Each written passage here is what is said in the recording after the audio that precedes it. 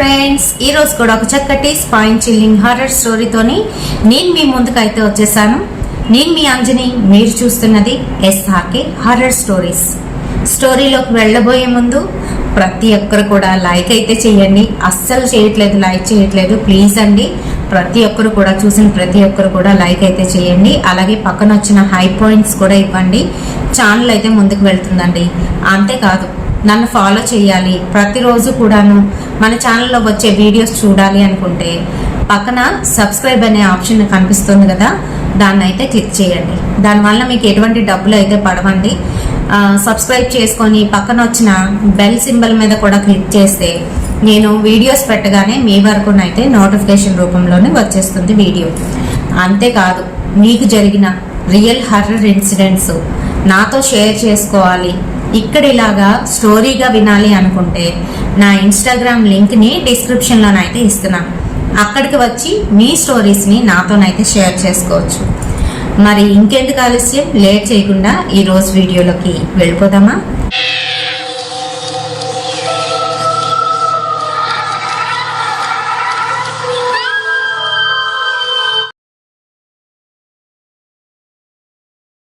రాత్రి 1 గంట అయితే అవుతుంది.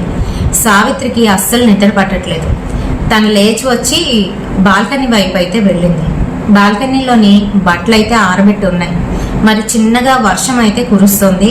అది పెద్దదయ్యిందంటే, గాలివానలాగా మారిందంటే బట్టలన్నీ తడిసిపోతాయని చెప్పేసి గబగబా తన బట్టలను అయితే తీస్తుంది.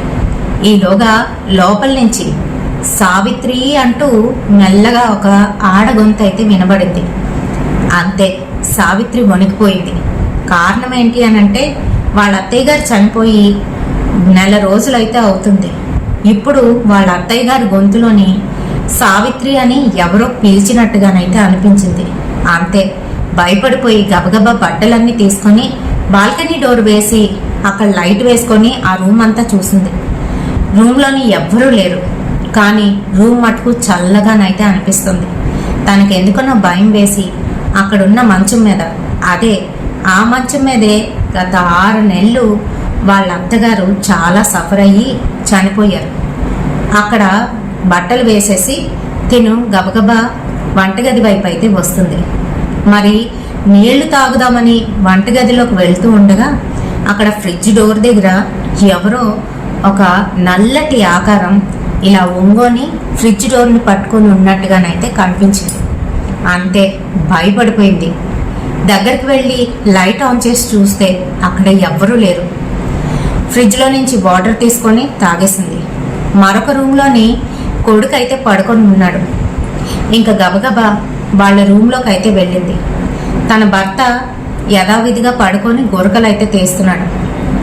ఇంకా తలుపు దగ్గరికి వేసి తను కూడా పడుకోవడానికి అయితే ప్రయత్నిస్తుంది. కానీ ఎంతకీ నిద్ర పట్టట్లేదు. కొంతసేపటికి అలానే నిద్రపోయింది. ఆ తర్వాత ఎవరో తన కాళ్ళ దగ్గర కూర్చున్నట్టుగానైతే అనిపించింది సావిత్రికి. మెల్లగా ఇలా కళ్ళిప్పి అయితే చూసింది. అంతే, అక్కడ ఒక నల్లటి ఇమేజ్ తన కాళ్ళ దగ్గర కూర్చున్నట్టుగానైతే కనిపించి మాయమైపోయింది. మరి చాలా మందికి మనలోని రాత్రి సమయంలో ఎందుకు తెలివి వస్తుందో తెలీదు, గాఢ నిద్రలో ఉన్నప్పుడు ఎవరో తట్టి లేపినట్టు తెలివి వచ్చి లేచి చూసేసరికి రూమ్లోని ఎక్కడో ఓ చోట ఒక నల్లటి ఆకారం కనిపించి మాయమైపోతూ ఉంటుంది. మనం దాన్ని చూసి కళ్ళు ఇలా సగం వరకు తేల్చి చూసాం కాబట్టి అలా కనిపించింది, అక్కడ ఎవరూ లేరు అని మనకి మనమే సర్ది చెప్పుకుంటూ ఉంటాం. నిజానికి అక్కడ ఒక నెగిటివ్ ఫోర్స్ ఉందని అర్థమంట. మరి మీలో ఎంతమందికి జరిగింది ఇలా అనేది కామెంట్ సెక్షన్లోనైతే పెట్టండి. మరి అలానే సావిత్రికి కూడాను వాళ్ళ అత్తగారి ఇమేజ్లోని ఒక నల్లటి ఆకారం తన కాళ్ళ దగ్గర కూర్చొని మాయమైనట్టుగానైతే అనిపించింది. తను ఒక్కసారిగా ఉలిక్కిపడి లేచి చూసింది. రూమ్ అంతా కూడాను చీకటిగానైతే ఉంది, చల్లగా కూడా అనిపిస్తుంది. మరైతే ఆ సమయంలోని ఫ్యాన్ ఒకటే తిరుగుతున్నప్పటికీ కూడాను ఏసీలో ఉంటే ఎంత చల్లగా ఉంటుందో అంత చల్లగానైతే అనిపిస్తుంది ఆవిడకి. వెంటనే దుప్పటి తీసుకొని ముసుగు తన్ని పడుకుంటూ పోయింది సావిత్రి. తెల్లవారి తొందరగా లేవవలసిన సావిత్రి తన కొడుకు భర్త ఇద్దరు లేచినప్పటికీ కూడాను తిన మటుకు లేవలేదు. వణికిపోతూ అలానే పడుకొని ఉంది. ఏమైంది సావిత్రి నీకు ఈరోజు? మాకన్నా ముందు లేచి క్యారేజీలు కట్టేదానివి ఇంకా పడుకున్నావేంటి అని తన భర్త అయితే అడుగుతున్నాడు. అడుగుతుంటే ఏం లేదండి, కొంచెం బాగా నిద్రగా ఒళ్ళంతా నొప్పులుగా అనిపిస్తుంది రాత్ర అంటూ జరిగిన విషయం మొత్తం చెప్పింది. చెప్పేసరికి ఓ అవునా, నువ్వేదో అలా ఆలోచనలో ఉన్నావేమో, అందుకని మా అమ్మలాగా కనిపించింది, ఏం కాదులే అని చెప్తూ దగ్గరకు వచ్చి జ్వరంగానే వచ్చిందా అని తల మీద అయితే చేయి పెట్టాడు. నిజంగానే జ్వరం సావిత్రికి. నీకు జ్వరంగా ఉంది అని చెప్తూ తనైతే టాబ్లెట్లు తెచ్చి ఇచ్చాడు, వేసుకున్నది. మేమిద్దరం చూసుకుంటాంలే, నువ్వు పడుకో అని చెప్పేసి కొడుకు అన్నం పెట్టేశాడు. ఇతను ఏదో కర్రీ చేశాడు. ఇద్దరు క్యారేజీలు కట్టుకున్నారు. మిగతాది అక్కడే ఉంచేసి సావిత్రి మేము ఇంకెళ్ళొస్తామని చెప్పేసి వాళ్ళైతే వెళ్ళిపోయారు. తను వచ్చి డోరు తలుపు తాళం వేసుకొని మళ్ళీ అక్కడే ఉన్న సోఫా మీద అయితే పడుకుని పోయింది.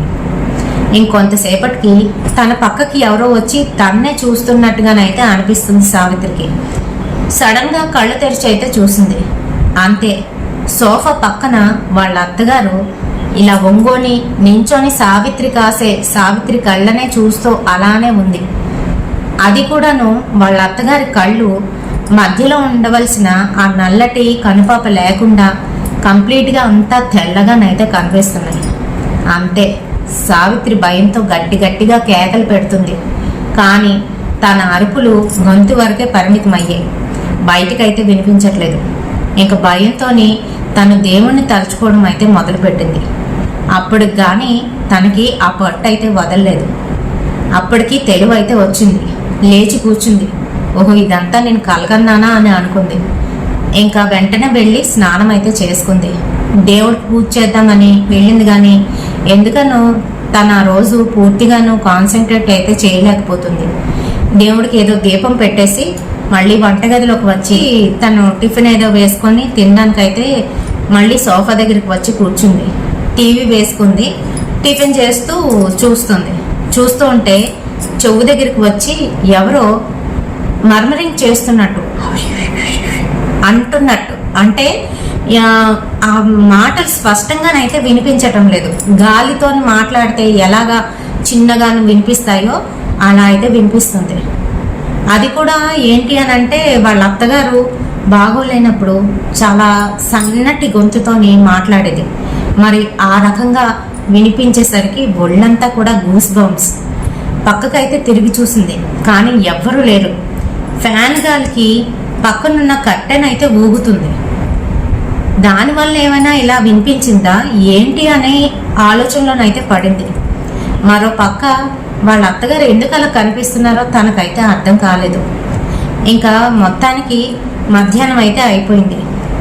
తన పని అంతా కూడా పూర్తి చేసుకొని అప్పటికి కాస్త జ్వరం తగ్గడంతో ఇంకా బెడ్రూమ్లోకి వెళ్ళి బట్టలు అయితే మడత పెడుతుంది. ఈలోగా బాత్రూంలో నుంచి ఏదో సడైతే వినిపించింది. ఎవరో స్నానం చేస్తే ఎలా నీళ్లు పడుతూ ఉంటాయి అలా సడైతే వినిపిస్తుంది. వినిపించేసరికి బాత్రూంలో ఎవరున్నారు అని భయంతో పరిగెత్తుకుంటూ వెళ్ళి తలుపు అయితే తీసింది. కానీ ఎవ్వరూ లేరు. బాత్రూము పొడిగానైతే ఉంది. నీళ్ల చప్పుడు మటుకు ఆవిడకి స్పష్టంగా వినిపించింది. తనకేం అర్థం కాలేదు. మళ్ళీ వచ్చి తన బట్టలు అయితే మడత పెట్టుకుంటుంది. ఈలోగా వాళ్ళ ఆయన అయితే ఫోన్ చేశాడు. సావిత్రి ఎలా ఉంది, ఎలా ఉన్నావు, తగ్గిందా, జ్వరం తగ్గిందా, అక్కడ టేబుల్ దగ్గర టాబ్లెట్లు ఉన్నాయి, అన్నం తినేసిన తర్వాత వేసుకో అని చెప్తున్నాడు. వేసుకుంటాను కానీ ఏంటో కానీ నాకు భయం వేస్తుందండి, అత్తగారు అస్తమాటికి కూడా కనిపిస్తుంది అని మళ్ళీ సావిత్రి అయితే అంది. నువ్వు నీ అత్తగోల, మా అమ్మ ఏమో ఉన్నంతకాలం నా దగ్గరే ఉండి చిన్న కొడుకు దగ్గరికి వెళ్లకుండా నన్నే సతాయించుకొని తింది. చూసావు కదా నేను ఎన్ని పడ్డానో, అయినా కూడాను తను నాకు ఇవ్వాల్సిన ఆస్తి సరిగ్గా ఇచ్చింది కాదు.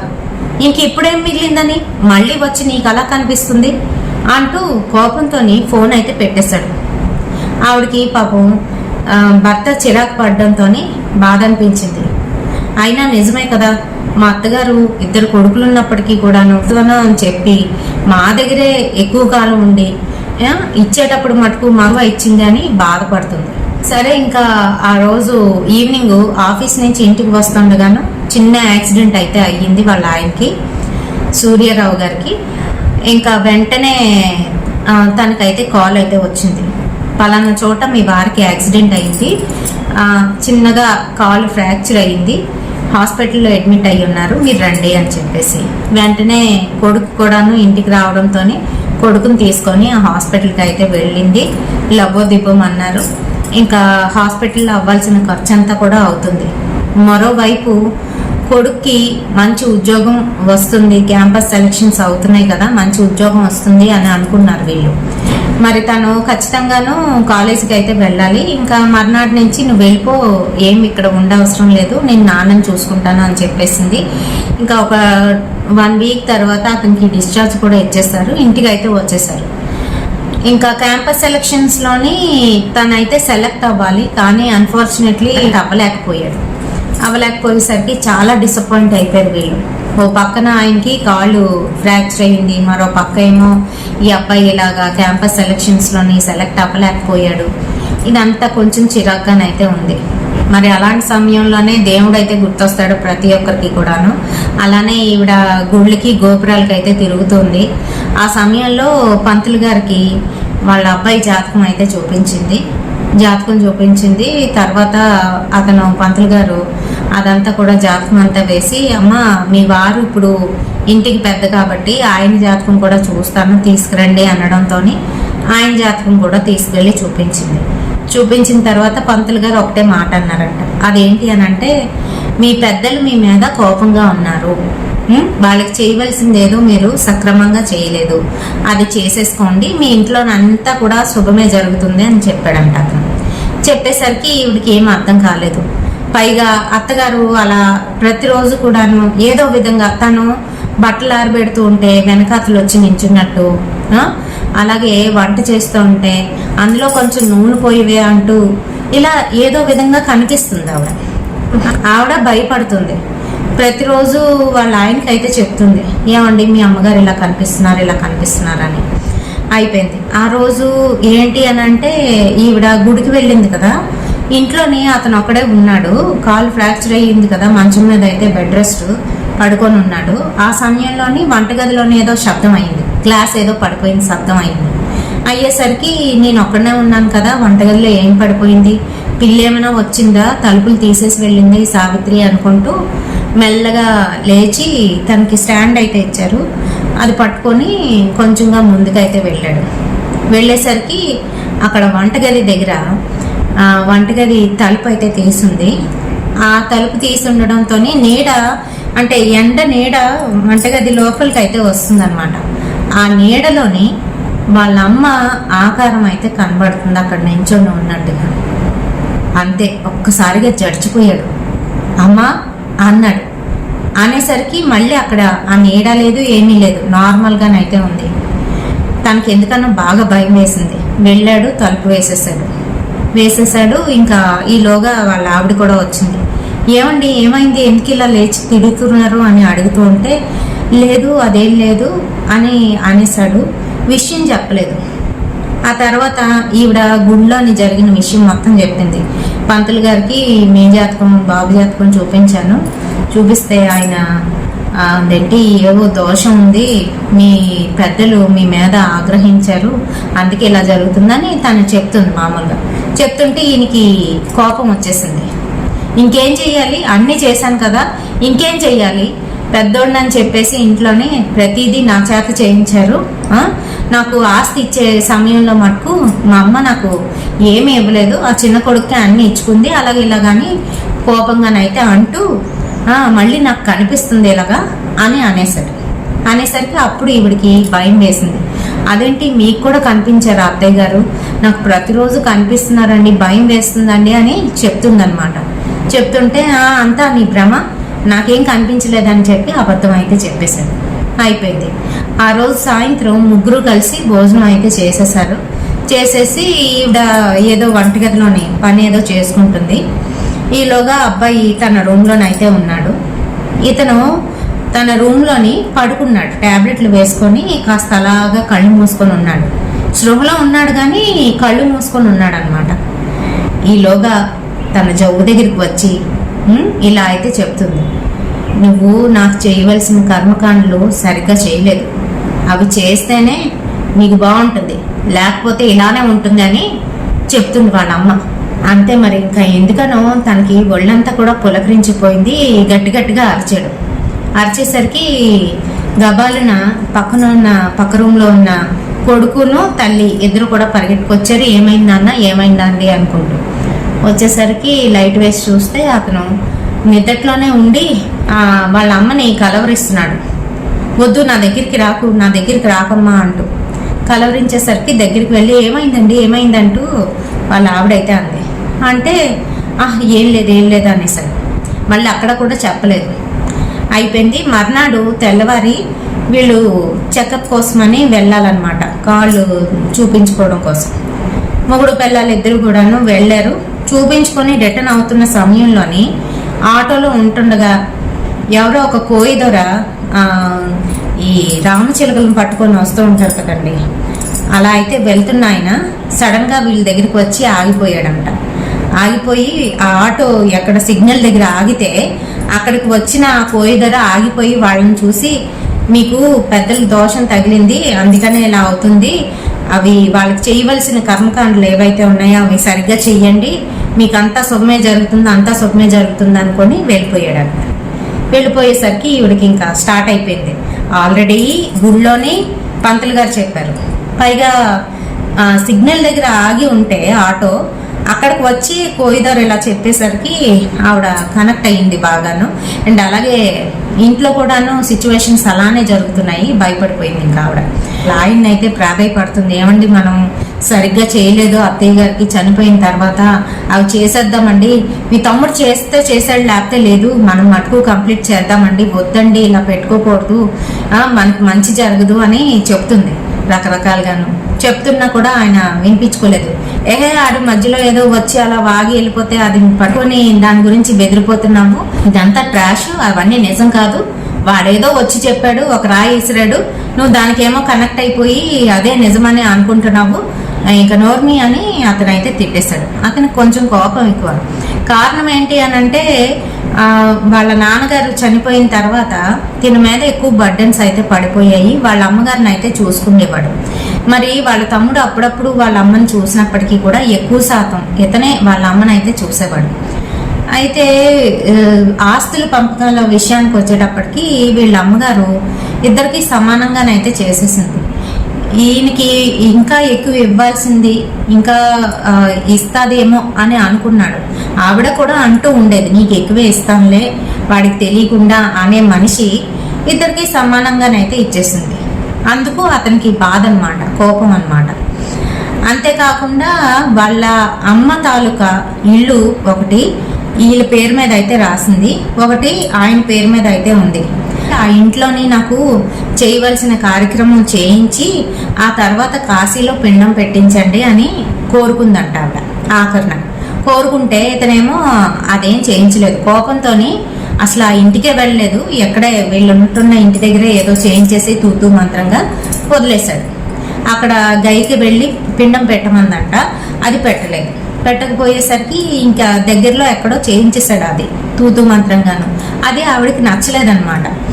అయితే అందుకనే మరి అతను ఏంటనంటే కొంచెం కోపంగానైతే ఉండేవాడు, నాకే అన్ని బర్డెన్స్, వాడికి ఏం లేదు, అయినా కూడా నాకు ఇలా జరుగుతుంది అని.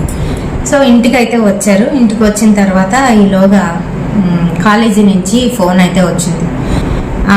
ఏం లేదండి, అర్జెంటుగా ఒకసారి కాలేజీకి రాగలరా, మీ అబ్బాయి బండి తీస్తుండగా ఏమైందో తెలీదు, కళ్ళు తిరిగినట్టుగా అనిపించి వెళ్ళి ఎదురుగా ఉన్న బస్సుని గుద్దేశాడంట. అంటే కాలేజ్ బస్సుని గుద్దేసి పడిపోయాడు. అక్కడ కళ్ళు తిరిగాయో మరి ఏమైందో తెలీదు, అక్కడ అలా పడిపోయాడండి. హాస్పిటల్లో జాయిన్ చేసాం, ఏం కాలేదు, బాగానే ఉన్నాడు అబ్బాయి, ఎటువంటి ప్రాబ్లం అయితే లేదు, మీరు ఒకసారి రండి అని. గబగబా ఈవిడ ఏడ్చుకుంటూ ఆయన్ని అక్కడే ఇంట్లో ఉండించేసి మీరు జాగ్రత్తగా ఉండండి, నేను వెళ్ళి చూసుకొని వస్తానని చెప్పి ఆవిడైతే వెళ్ళింది. అబ్బాయికి చిన్న చిన్న దెబ్బలు ఏవో తగిలాయి, అంతేగాని ఏం కాలేదు, బాగానే ఉన్నాడు. అమ్మయ్య అనుకుంది. ఇంక ఇంటికి వెళ్ళి ఎలాగైనా వాళ్ళ ఆయన్ని అయితే ఒప్పిద్దాం అనుకుంది. ఇంట్లోనే ఏంటి అని అంటే తను ఒక్కడే ఉన్నాడు కదా, తను బాధపడుతున్నాడు. నిజంగాను అందరూ అన్నట్టు నేను అమ్మ చెప్పినట్టు పిండం పెట్టించవలసింది గైలోని, పెట్టించకపోవడం వల్ల నేను ఇలా జరుగుతుంది. అయినా మా అమ్మ నా మీద ఎందుకు అంత పగబట్టాలి? నేను బాగానే చూసుకున్నాను కదా, వాడికన్నా నేనే బాగా చూసుకున్నాను. అయినా కూడా మా అమ్మ నాకు ఎందుకు ఇలా పరీక్షలు పెడుతుందని బాధపడుతూ అలాగా పడుకుని పోయాడంట. నిద్రలోకి వెళ్ళిపోయాడు. ఏంటనంటే ట్యాబ్లెట్లు వేసుకునేసరికి డ్రౌజినెస్ వచ్చేసింది. నిద్రలోకి అయితే వెళ్ళిపోయాడు. ఆ సమయంలోని పక్కకు వచ్చి కూర్చుందంట తల్లి. కూర్చొని తల ఇలా నిమురుతూ, ఏరా పెద్దోడా, నేను చెప్పిన పనులు చేస్తే ఖచ్చితంగా మీకు అన్నీ బాగుంటాయి. నేను చెప్తున్నాను కదా, అమ్మని చెప్తున్నాను కదా, నాకు చేయవలసింది చెయ్యి, మీకు అన్నీ కూడా దొరుకుతాయి అని చెప్పినట్టుగానైతే అనిపించింది. ఒక్కసారిగా తెలివి వచ్చేసింది. లేచి అంతా చూసుకున్నాడు, ఎవరు లేరు. తనకి ఎందుకనో బాధ, భయం కూడా అనిపించింది. ఈలోగా వాళ్ళ ఆవిడ ఇంటికైతే వచ్చింది. ఇంటికి వచ్చి ఆయనతోని గొడవ పడ్డానికి అనమాట. మీరేం చేయలేదు అందుకనే ఇలా జరుగుతుంది అని గొడవ పడ్డానికి వచ్చి ఆయనతో ఇంక ఇష్టం వచ్చినట్టుగా తిడుతూ గొడవ పడుతుంది అనమాట. మీ వల్ల అంతే ఇలా జరుగుతుంది, అత్తయ్య చనిపోయింది కదా, అత్తయ్యకి చేయవలసింది ఏవో చేసేస్తే అయిపోతుంది కదా, ఆవిడ చెప్పినట్టుగా చేస్తే అయిపోతుంది కదా, ఎందుకంటే ఇలా చేస్తున్నారో అలాగే ఇలాగని బాధపడుతూ ఏడ్చేస్తుంది అన్నమాట. ఏడుస్తుంటే అప్పుడు ఆయన కూడాను పక్కన వచ్చి కూర్చొని చెప్పింది కదా తల్లి, అలాగా చెప్పేసరికి ఆయన కూడా లేదు చేయిద్దాము, నాకు అంతా బాగైపోతే ఖచ్చితంగా కాశీ వెళ్దాము, ప్రయాగ వెళ్ళి అక్కడ పిండం పెట్టిద్దాం చెప్పేసి అతనైతే అన్నాడంట ఆవిడతో. అంటే అమ్మయ్య పోనీలే అని అనుకుంది. ఇంకా ఆ రోజు రాత్రి వీళ్ళు పడుకొని ఉన్నారు. ఆ సమయంలోనే కోడలికి తట్టి లేపిందంట. లేచింది ఈవిడ. లేచి ఇంకా ఏదో ట్రాన్స్లోనైతే ఉంది. అంటే వాళ్ళ అత్తయ్య చనిపోవడం ఇదేం గుర్తులేదు. ఏమత్తయ్య అని అడిగిందంట. అంటే ఇలా రా, నాతో రా అని చేయి పట్టుకొని తీసుకువెళ్ళిందంట. తీసుకువెళ్తే చెప్పండి అత్తయ్య ఎక్కడికి తీసుకెళ్తున్నారు అని అంటే, అదేనే మేము అక్కడ ఉండేవాళ్ళం కదా, ఇంట్లోని పాత ఇల్లు మీకు ఇచ్చేసాను కదా, ఆ ఇంట్లోని పాత బీరువా ఉంటది మాది. బీరువా వెనకాతల ఒక పెద్ద ట్రంక్ పెట్టి ఉంటది. ఆ ట్రంక్ పెట్టి తెరిచి చూడమను, వాడికి కావాల్సినవన్నీ అందులోనే పెట్టాను అని చెప్పిందంట. చెప్తే అలాగే అత్తయ్య ఇప్పుడెందుకు ఈ రాత్రి పూట వెళ్ళి పడుకోండి, మీకు బాగాలేదు కదా అని చెప్తుందంట ఈ కోడలు. అంటే నిద్రలోని ట్రాన్స్లోనైతే ఉంది. ఆవిడకి గుర్తులేదు అత్తయ్య చనిపోయినట్టు, ఇవన్నీ కూడా ఏ గుర్తులేవు. ఏదో మాట్లాడేసింది. ఒక్కసారిగా ముసలావిడ నవ్విందంట. నవ్వి మాయమైనట్టుగా అయిపోయిందంట. అయిపోయేసరికి ఈవిడికి తెలివి అయితే వచ్చింది. అప్పటి వరకు పడుకొనే ఉంది, మంచం మీద ఉంది. తెలివి అయితే వచ్చింది. లేచి కూర్చుంది, చాటలు తుడుచుకుంది. ఏంటి ఇలా వచ్చింది? ఆ ఇంట్లోని బీరువా వెనకతలు ట్రంక్ పెట్టుందా, ఇప్పటి వరకు చూడలేదే అని చెప్పేసి సర్లే తెల్లవారాక అప్పుడు చెప్తాము ఇంకే అని అనుకుందంట. ఏమండి రాత్రి ఇలా కల వచ్చింది, అత్తయ్య మళ్ళీ కనిపించారు, ఇలా అంటున్నారు అని అంటే, మాది పాత ట్రంక్ పెట్టి బీరువా వెనకాతల ఒక అర ఉంటుంది, ఆ అర లోపల ఉంటుంది ఆ ట్రంక్ పెట్టి. అది ఎందుకు గుర్తొచ్చింది, అమ్మ చెప్పిందా నీకు, కల్లో చెప్పిందా అని నవ్వుకున్నాడంట అతను. ఇంకా అలాగే సరే, ఇంకా అతనికి ఒక వారంలోనే ఆ కాలుకి ఫ్రాక్చర్ అయింది కదా, అదంతా కూడా బాగా అయిపోయింది. వాళ్ళ అబ్బాయికి కూడా బాగుండేసరికి ఇంకా వీళ్ళు అనుకున్న విధంగానే ఆ ఇంటికి అయితే వెళ్ళారు, శుభ్రాలు చేయించారు. అప్పుడే ఆ ట్రంక్ పెట్టి ఆయన బయటికి తీసి ఓపెన్ చేసి చూశాడు. ఆ తాళం కూడా ఈవిడ దగ్గరే ఉంది, వీళ్ళ దగ్గరే ఉంచారు. అది ఆ ఇంటికి సంబంధించిన అన్నిటి తాళాలు కూడాను ఈవిడ తన దగ్గరే పెట్టుకొని ఉన్నించుకుండేదంట. వీళ్ళకి ఆ ఇళ్ళు రాసి ఇచ్చినప్పుడు ఆ తాళాలు అయితే అప్పచెప్పేసిందంట. అప్పచెప్పి ఇదిగో ఇందులోనే అన్ని తాళాలు ఉంటాయని చెప్పిందంట. మరి ఆ తాళం అయితే ఓపెన్ చేశారు, ఆ ట్రంక్ పెట్టి తాళం ఓపెన్ చేసి తెరిచేసరికి అందులోని ఇంకా ఆస్తి దస్తావీజులు, ఇంకా తెలియని మరొక చోట ఆస్తులు అయితే ఉన్నాయి వీళ్ళకి. ఆ దస్తావీజులు కూడా అందులోనైతే కనిపించి అందులోవి కూడా వీడికే చెందాలి అన్నట్టుగా ముందే ఆవిడ అవి రాసేసి ఉంచిందనమాట. అయితే అది చూడగానే అతను ఇంకా హ్యాపీ అయిపోయాడు. వాళ్ళ అమ్మకి చేయవలసిన పూజలన్నీ కూడా అక్కడ వాళ్ళ అమ్మ ఏం చెప్పిందో చచ్చిపోయే ముందు ఆ పూజలన్నీ కూడా చేయించి ఆ తర్వాత కాశీ వెళ్ళి ప్రయాగలో కూడా పిండ ప్రదానం అయితే చేశాడు. ఎప్పుడైతే అలా పిండ ప్రదానం చేశాడో అన్నీ మారిపోయాయి, వాళ్ళకున్న కష్టాలన్నీ తీరిపోయాయి. ప్రాబ్లమ్స్ అన్నీ రెక్టిఫై అయిపోయాయి. ఇలా పెద్దవాళ్ళు ఎవరైనా చనిపోయినప్పుడు లేదనంటే మన పూర్వీకులకి ఎవరికైనా సరిగ్గా పిండ ప్రదానాలు చేయనప్పుడు ఇంట్లోని రకరకాల కష్టాలు అనేవి వస్తూ ఉంటాయి. ఎప్పుడైతే మనము పెద్దవాళ్ళకి ఆఖరిలో చేయవలసినవి చేయకుండా మానేస్తామో అప్పుడు ఖచ్చితంగా ఆ సోల్ అనేది పైకైతే వెళ్ళదు, ఆ ఆత్మ ఇక్కడిక్కడే తిరుగుతూ ఉంటుంది. అంతేకాకుండాను చాలా బాధలు అయితే అనుభవిస్తూ ఉంటుంది. మన వల్ల అనుభవిస్తారు. మళ్ళీ తన లైఫ్లోని అంతా నార్మల్ అయితే అయిపోయింది. వీళ్ళు ఎప్పుడైతే పిండ ప్రదానం చేశారో ఆత్మకి విముక్తి అయితే కలిగింది. వీళ్ళకి కనిపించడం కూడా మానేసింది ఆవిడ. అంతేకాదు వీళ్లతో పాటు వీళ్ళ తమ్ముడు ఎవరైతే ఉన్నారో వాడికి కూడాను అప్పటి వరకు ఫైనాన్షియల్గా చాలా బాధపడుతూ అప్పులు చేస్తున్న అతను మంచిగానైతే పైకి అయితే వచ్చాడు, అభివృద్ధి చెందారు. అయితే మన పెద్దవాళ్ళకి చేయవలసిన పిండ ప్రదానాలు ఇలాంటి కార్యక్రమాలన్నీ కూడాను మనం పర్ఫెక్ట్గా చేసినట్లయితే మన లైఫ్ అయితే మంచి టర్నింగ్ పాయింట్ అయితే తీసుకుంటుందండి. మరి ఈ వీడియో మీ అందరికీ కూడా నచ్చిందని అనుకుంటున్నాను. వీడియో నచ్చితే తప్పకుండా ఒక లైక్ అయితే వేయండి, షేర్ చేయండి మనలాంటి మరికొంతమంది హర్రర్ ప్రేమికులకి. అండ్ వీడియోలు కొన్ని రోజుల తర్వాత రావచ్చు రాకపోవచ్చు ముందే చెప్పేస్తున్నాను. ఎందుకనంటే ఇంట్లో సిచ్యువేషన్ అస్సలు బాగాలేదండి. మా మామయ్య గారి పరిస్థితి చాలా దారుణంగానైతే ఉంది. సో అందుకనే నేను వీడియోస్ అయితే నాకు ఖాళీ దొరికినప్పుడు నేను ఖచ్చితంగా చేసి పెట్టుకుంటాను. ఒకవేళ అవ్వకపోతే ఖచ్చితంగా ఒక 1 వీక్ 2 వీక్స్ మన వీడియోస్ అయితే రావు, గమనించుకోగలరు. మరి రేపటి సరికొత్త హర్రర్ ఇన్సిడెంట్తోని మళ్ళీ మీ ముందుకైతే వచ్చేస్తాను. Until then bye.